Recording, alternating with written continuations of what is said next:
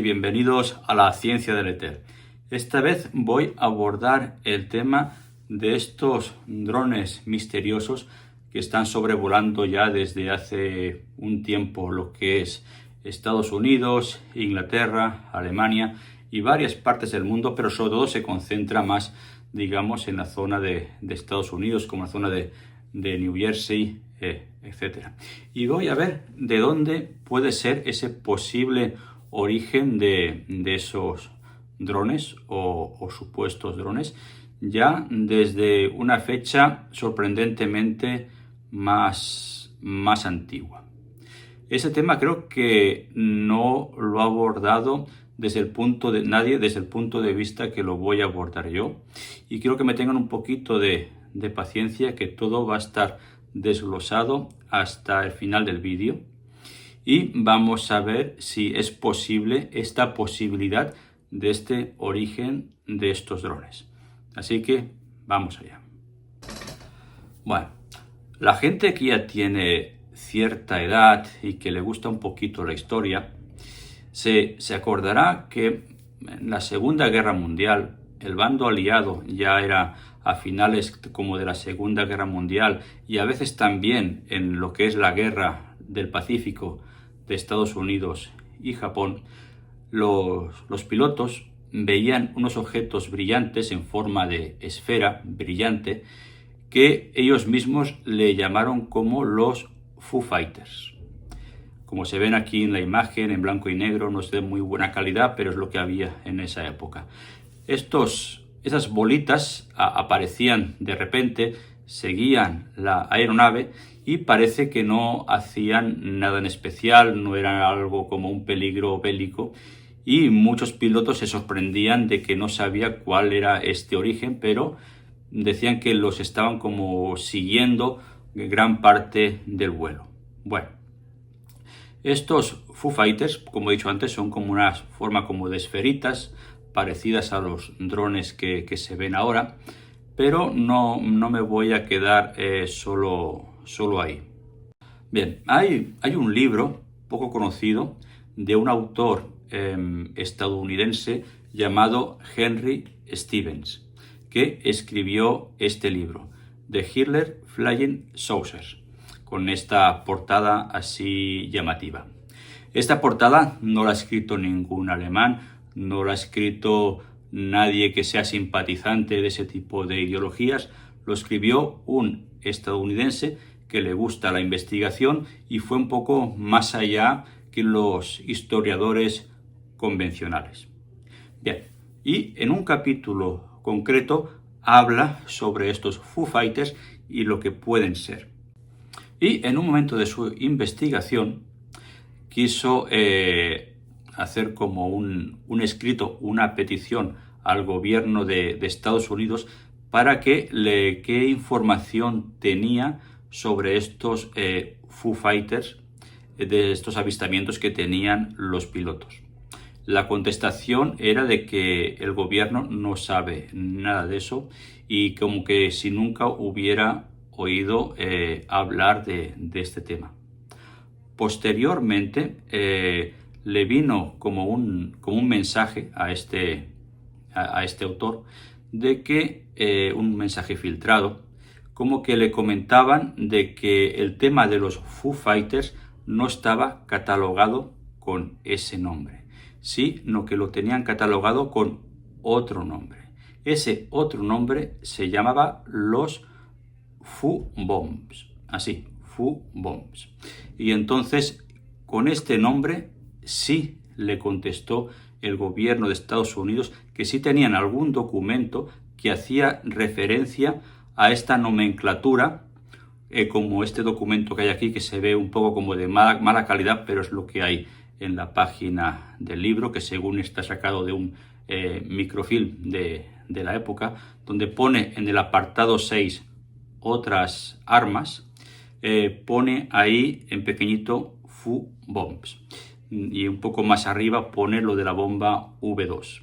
La bomba V2 es un misil que creó la Alemania en esa época, que casi no se usó, Sí se llegó a usar, pero no con la frecuencia que le hubiera gustado al bando alemán. Entonces hicieron dos bombas conocidas que salen en muchos documentales de la Segunda Guerra Mundial, que es la V1, que es una especie como de misil con alas, que recuerda mucho a los drones actuales que bombardearon Londres, y lo que es la V2, que ya es más evolucionada, que no tiene alas, que se fue como el prototipo por el cual la NASA se sirvió para hacer los cohetes que iban al espacio, a la Luna, etcétera, a partir de la información y de los documentos que encontraron sobre este misil de esa época.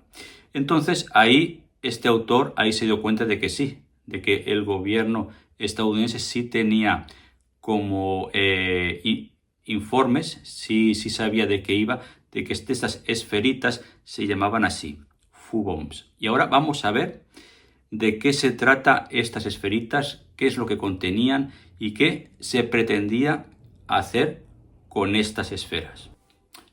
Este documento, se me olvidó comentar, es de febrero de 1945, titulado como Intelligence Digest.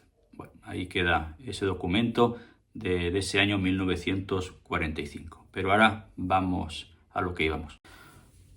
Bueno, hay que decir de que la construcción de estos dispositivos tipo esfera y otros que hicieron también era un programa exclusivo de las SS. Es decir, el resto del ejército alemán no tenía ni idea de esos proyectos. Estaba todo encapsulado en esas fuerzas de la SS y nadie más lo sabía.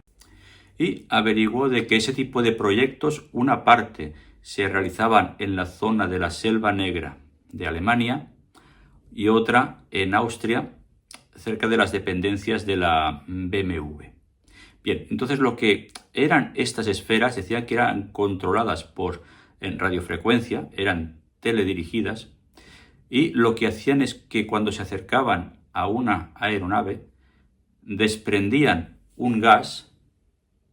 Este gas lo que hacía era ionizar el aire, y esta supuesta ionización hacía de que ahogara los motores de combustión a hélice que tenían los aviones en esa época. Y entonces al entrar en contacto con ese gas se ahogaría el motor y se estrellaría el avión. Pero claro, de esto no hay ningún tipo de registro que haya ocurrido en la Segunda Guerra Mundial, de que una esfera se haya aproximado, haya disuelto un gas y haya provocado algún tipo como de accidente aéreo. Pero esto sí estaba en los planes, sí estaba como registrado como una patente de que lo tenían diseñado así. Y los testigos oculares decían que a plena luz del día se veía como una esfera luminosa plateada, y que cuando había poca luz o en la noche se manifestaba como de un color anaranjado luminoso, como incandescente. Entonces, claro, esto se parece mucho a lo que hay ahora. Entonces, claro, toda esta información, cuando ya terminó la guerra, hubo lo que se llama la operación Paperclip, que eso era de que ingenieros, técnicos y distinto personal científico que tenía información relevante les daban el indulto a cambio pues de ese tipo como de información. A unos se los llevaban a Estados Unidos, otros se iban para Rusia, otros para Inglaterra, y ahí como que se los iban repartiendo, pero principalmente era entre Estados Unidos y lo que es la antigua URSS. Y otros pues lograron escaparse de ese tipo del juicio de Nuremberg. Pero antes de que se ofreciera ese tipo de indultos, en plena Segunda Guerra Mundial, en lo que se conoce como el desembarco de Normandía o el Día D, Estados Unidos y otras fuerzas aliadas formaron como una brigada de operaciones que se llamaban las Fuerzas T. ¿Qué eran estas Fuerzas T?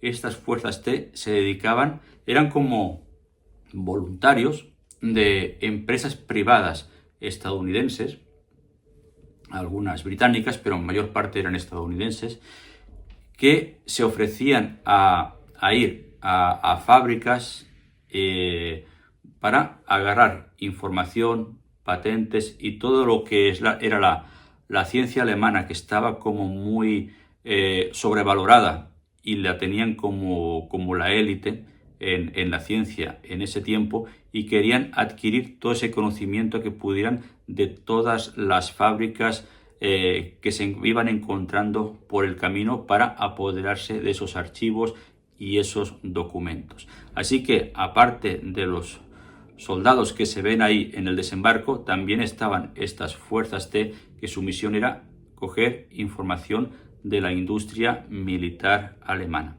Esta información de las fuerzas T está sacado de este libro que me encontré aquí en Monterrey, en México, en una librería convencional, que se titula La tecnología arrebatada a los nazis, que pone la explotación de la ciencia alemana tras la Segunda Guerra Mundial.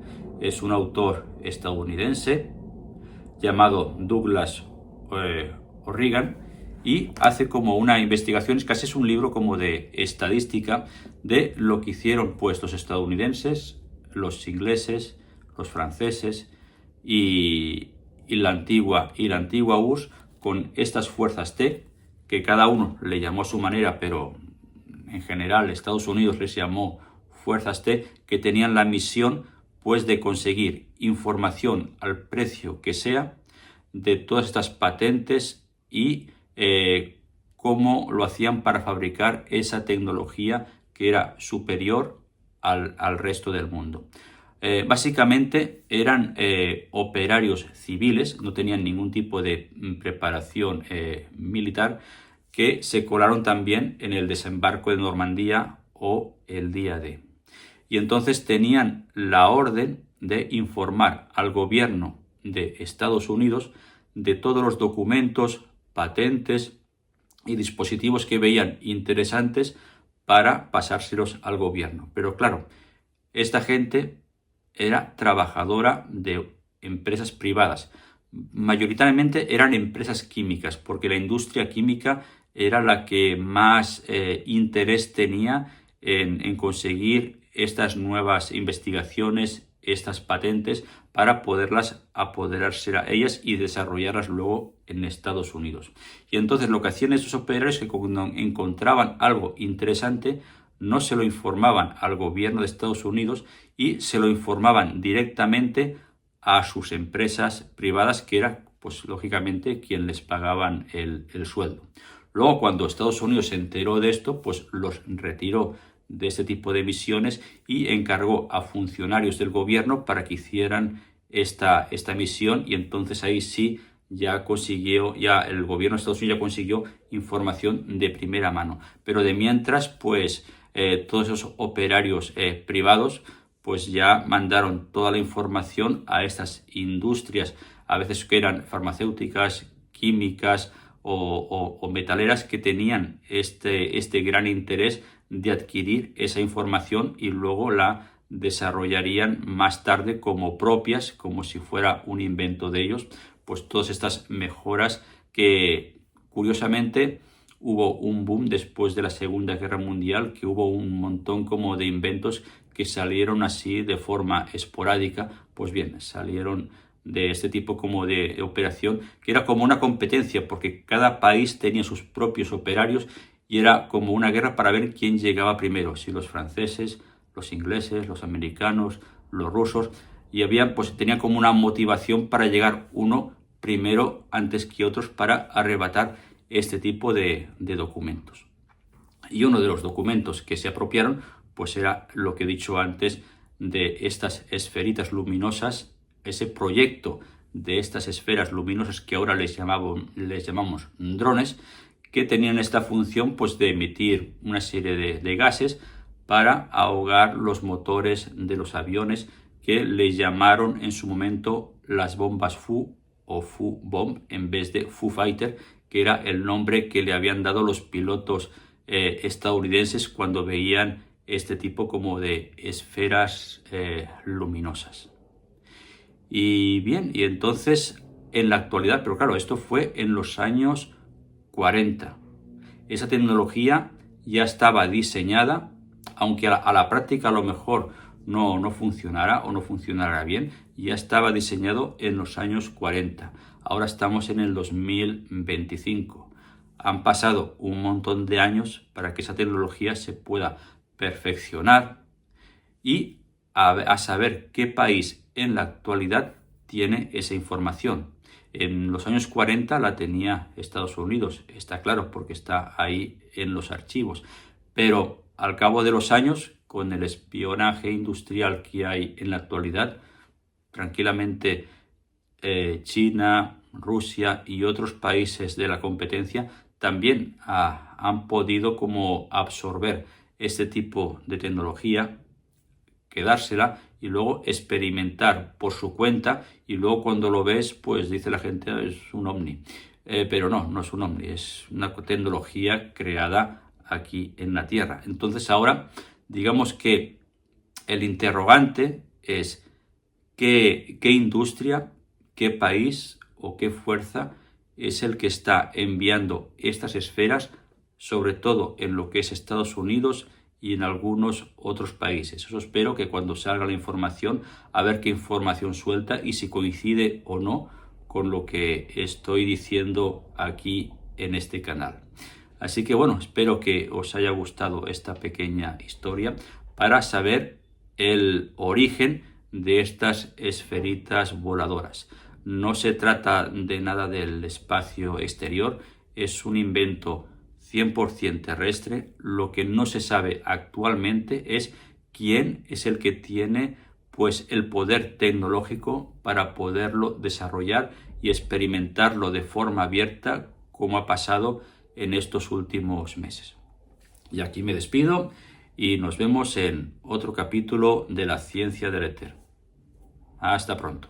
Y aquí también anunciarles en este breve paréntesis la creación del otro canal secundario de la ciencia del éter, que es Dimensión Chi. Os lo recomiendo mucho, darle una ojeada, que poco a poco irán saliendo más vídeos. Y ahora sí, me despido y hasta pronto.